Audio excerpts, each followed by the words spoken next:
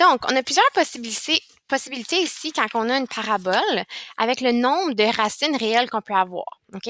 Donc, par exemple, on peut avoir une parabole qui ressemble à ça ou qui ressemble à ça ici. OK? Donc, ça veut dire que j'aurais deux racines réelles distinctes. Donc, je vais avoir deux valeurs d'abscisse à l'origine différentes. Tandis que si je m'en viens ici, j'ai une parabole qui ressemble à quelque chose comme ça ou j'ai quelque chose comme ça. Dans le fond, j'ai deux racines. J'en ai deux racines réelles identiques. OK? Ou j'en ai juste une. OK? C'est la façon que tu veux le voir. Mais ici, je trace, je passe au travers l'axe des X juste une fois. OK? Donc, j'ai juste une réponse. Donc, ici, ça va être, mettons, X est égal à 3 dans ce cas-ci. Tandis qu'ici, j'aurais peut-être X égale à moins 2, puis X égale à 2. Donc, j'ai deux réponses différentes. Je vais écrire en vert parce que je suis en vert ce côté-là. Et finalement, je peux avoir une parabole qui ressemble à ça ici, qui ne passe pas au travers de l'axe des X. Donc, j'en ai aucune racine réelle. Donc, ça ici, c'est les trois différents cas. OK? Donc, si je continue, on va faire un exemple. Les étapes, dans le fond, à suivre, il faut toujours mettre l'équation égale à 0. Ensuite, on va trouver le sommet, comme on a fait tantôt avec l'exemple 1. On trouve le sommet de la parabole en complétant le carré. Donc, je peux mettre une petite... On complète en complétant le carré. OK? Ensuite, on va identifier 4 autres points sur ma parabole pour être capable de bien les dessiner. On va tracer la parabole et identifier les solutions, donc si elles existent, évidemment. OK?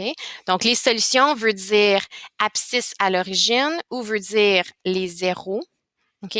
Ou veut dire les racines de ma fonction. OK? Donc, ici, on fait l'exemple ensemble. Premièrement, je dois mettre l'équation égale à 0. Donc, j'ai x à la 2. Je vais envoyer le 6 de l'autre côté, il devient donc négatif. J'envoie le moins 9 de l'autre côté, il devient positif. OK, donc ma première étape est faite. Trouve le sommet de la parabole en complétant le carré. Donc, je regroupe mes termes en x. Je sors mon coefficient principal qui est 1. Donc, je n'ai pas rien à faire pour cette étape-là parce que si je divise par 1, ça ne change rien. Je prends mon moins 6, je le divise par 2 et je l'élève au carré. OK? Donc, ça ici, ça me donne moins 3 à la 2 qui me donne 9. Donc, qu'est-ce que je vais faire? Je continue ici.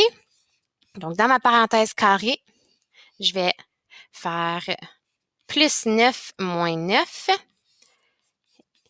OK? Je regroupe les trois premiers termes ensemble et je factorise mon trinôme de carré parfait. Donc, la racine de x à la 2. Donc, la racine de x à la 2, c'est x. Je prends le chiffre qui est ici et je m'en viens le mettre dans ma parenthèse, donc moins 3. Je l'élève au carré. Je redescends, qu'est-ce que je n'ai pas utilisé encore. Et ensuite, je distribue mon coefficient qui est ici. Donc, j'avais un 1. Donc, ça ne change pas qu'est-ce qui est dans ma parenthèse carrée. Je peux l'enlever. Donc là, j'ai moins 9 plus 9. Ça s'annule. Donc, mon équation ici, c'est x moins 3 à la 2. Donc, si je regarde ça ici, je suis capable de déterminer quel est mon sommet. Donc, mon sommet est sous la forme xy. Donc, mon x, c'est cette valeur ici, sauf que je dois changer le signe, donc 3. Et le y, c'est la valeur qui est ici. J'ai rien, donc c'est 0. Je sais que mon sommet est à 3, 0. Et voilà. Donc, ma deuxième étape est faite. J'ai trouvé mon sommet. Il me reste ma troisième étape. Donc, si je continue avec ma troisième étape, il s'agit de trouver 4 points. Donc, j'avais mon sommet qui était 3, 0. Je peux faire un tableau de valeurs dans le fond si ça vous aide. Donc, je mets le 3, 0 dans le milieu, les deux valeurs en haut et les deux valeurs en dessous. L'équation de ma parabole qu'on avait isolée, qu'on avait mis égale à 0, était la suivante. Donc, dans le fond, je remplace le 0 par y et je prends chacune de mes valeurs de x, je les mets dans l'équation.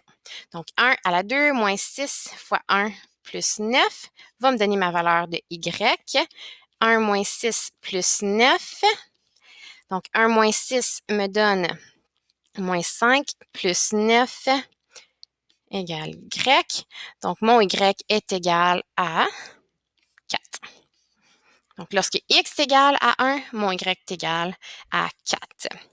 Je connais aussi ma valeur. Donc, je fais la même chose pour trouver mon 2. Donc, lorsque x est égal à 2, mon y est égal à 1. Ensuite, lorsque mon x, donc vu que ma parabole est symétrique, OK, donc je peux placer mes points. J'ai 3, 0, j'ai 2, 1, j'ai 1, 4. Vu que ma parabole est symétrique ici, je sais que je vais avoir les mêmes points l'autre côté de l'axe de symétrie. Donc, ici, je vais avoir un point et je vais avoir un point également ici. Donc, à 4, lorsque x est égal à 4, mon y est égal à 1. Lorsque x est égal à 5, mon y est égal à 4. Donc, voici mes 4 points. Donc, mes 4 autres points, j'ai fait mon étape. Étape 3, elle est faite. Ensuite, il nous reste à tracer la parabole pour l'étape 4. Donc, je vais juste relier les points ici. Et voilà. Et je dois déterminer la solution si elle existe pour l'étape numéro 5. Donc, la dernière étape, c'est la solution. Donc, lorsque mon y est égal à 0, donc lorsque mon y est égal à 0, c'est mon axe y est ici. Donc, y égale à 0, on est sur la ligne ici. Où est-ce que ma fonction touche mon axe des x? C'est lorsque x égale à 3. Donc, dans ce cas ici, OK, mon x est égal à 3 lorsque y égale à 0. C'est mon abscisse à l'origine. OK, donc solution abscisse à l'origine, c'est un synonyme. OK, donc vu que j'ai seulement une réponse, ça veut dire que j'ai deux racines réelles identiques. OK? Donc, voilà ce qui conclut la résolution d'équations de façon graphique.